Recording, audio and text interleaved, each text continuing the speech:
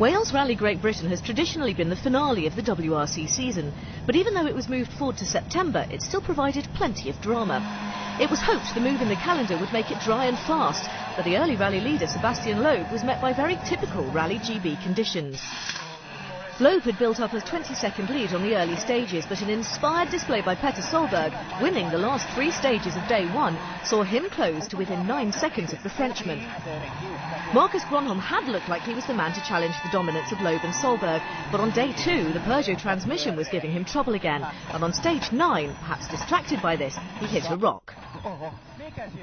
The damage to his front right wheel would see him retire. Marco Martin was another who hoped to have a say in proceedings. He was certainly using all of the Welsh countryside, but could make little impact on the leading duo.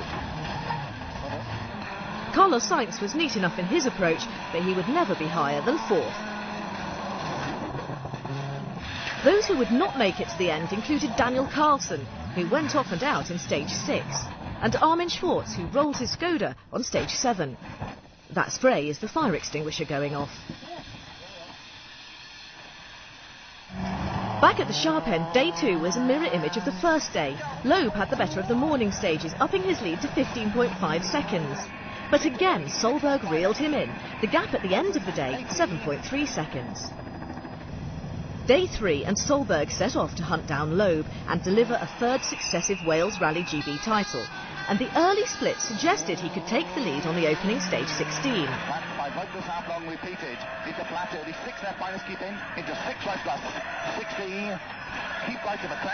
That could have been very costly, but as it was, it would only cost him the chance to take the lead. Loeb beat him by 1.3 seconds, but the Norwegian remained unruffled. And his response was immediate. He beat Loeb by 5.1 seconds on stage 17 to reduce the Frenchman's lead to just 3.5 seconds. But he was complaining of a problem to the car which was diagnosed as a loose wheel bearing, the possible effects of which are outlined by Petter.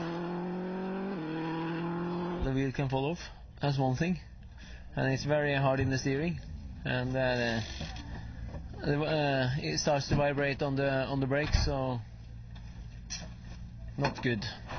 So was this the end of his challenge? On stage 18, with only a run through the Cardiff Super Special to come, Loeb's split time suggested he'd regained the initiative, but he'd have to cut out moments like that to keep ahead of Solberg.